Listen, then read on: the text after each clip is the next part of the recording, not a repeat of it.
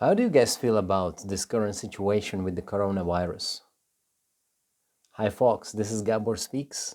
This time about coronavirus, about feelings of coronavirus, not these feelings of the waves that come and go all the time, saying like, oh, now I'm happy, now I'm depressed. It's like, oh, now I'm sad. No, I'm talking about the currents that we feel about some things almost all the time.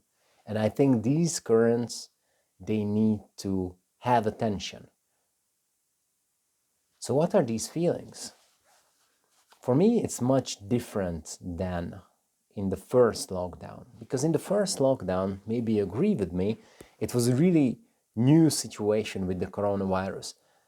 We didn't really know what it is capable of, what it can do. Is it going to be like a Spanish flu? Is it going to be worse? Is it going to kill off 3% of the population, or 5%, or maybe even 10%? Nobody really knew. So I think that was also felt in the air somehow, because I felt this tension. Not everybody was afraid, of course, but we felt some sort of like, something is not right here. We really need to defend ourselves. So it kicked in, everybody went into lockdown, and I think most of the people agreed with that. Okay, let's stay safe, let's see what this virus can do. Nobody was prepared for that, the government, etc. Everybody was trying to save their own asses, thinking about, oh, where should I go now? Should I go to my family home, or should I go somewhere abroad? Should I stay in the forest somehow just to protect myself for all these germs? And we were hoarding toilet papers, we were buying pasta. I still have the toilet paper that I bought in March. And now when I think of it, it's quite stupid. If the society collapses, then what the fuck am I going to do with toilet paper? Well, I guess I will die, but at least with a clean ass. Yeah, never mind that. So anyway, long story short, I think the first lockdown was justified because we didn't really know what exactly we are facing. And I think until the second lockdown, things calmed down significantly. Because we got to know about the virus, we got to know about what it does, and it really didn't seem to be that dangerous.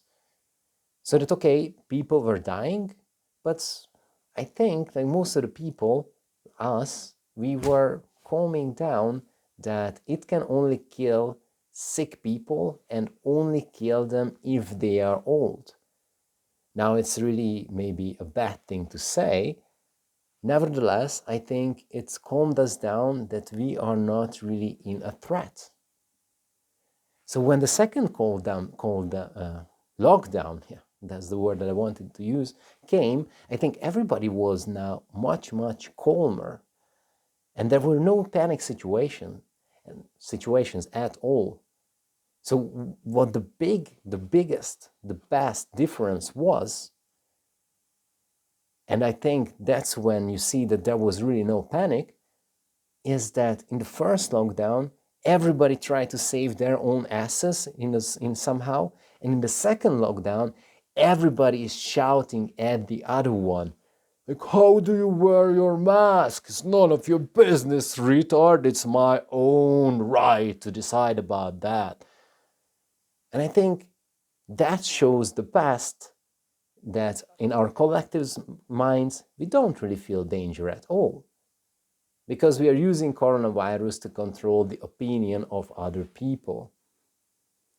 And what we don't really realize is how much it harms us that we are in lockdown now. And what is also fucked up, this is how I feel about it, is that we heard so many times during summer that there is going to be the second wave. We have to prepare. Second wave, prepare. Second wave, it's going to be bad. Prepare for the second wave. And people were more or less prepared, expecting it. But who wasn't prepared? Most governments, I think. And what they said, okay, second wave, lockdown. Fair enough, lockdown. But it's the easiest fucking solution to do. Just stay the fuck home and wait it out. And okay, we are staying at home, but it's really, really bad. Not just for our social relationships, also for the economy. And what I really don't like is that many have this opinion that if you want to socialize, if you want to live a normal life, you're just doing something utterly irresponsible. Why? Because people dying? Some do. But I don't feel that there are that many. Like, have you seen, for example, this Russian series, To the Lake? I mean, that's how people act if there is a real disaster.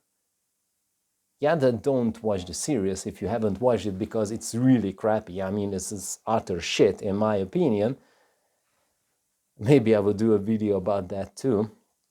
But that's how people react, that they are panicking, they are trying to save themselves, they are rushing out of the city, breaking through cordons and fighting with policemen, etc. Not like staying calm and shouting at the other one like, what are you doing? How the fuck you are wearing that mask? So this is what I think now, is that, ooh, okay. Now, nobody really acts like as if this coronavirus was really dangerous. So why we are throwing our lives away? This is the main question. So in this video, I gave you my feelings. There weren't many facts in these ones. But in the next one or maybe two videos, I also want to share the facts about coronavirus, about what we know, or more or less know about coronavirus, just to really question this idea whether lockdown is the only thing that we can do, or whether the cure is worse than the treatment, the cure is worse than the illness, or not. So stay with me for the next one, folks. Gabbers out. Take care.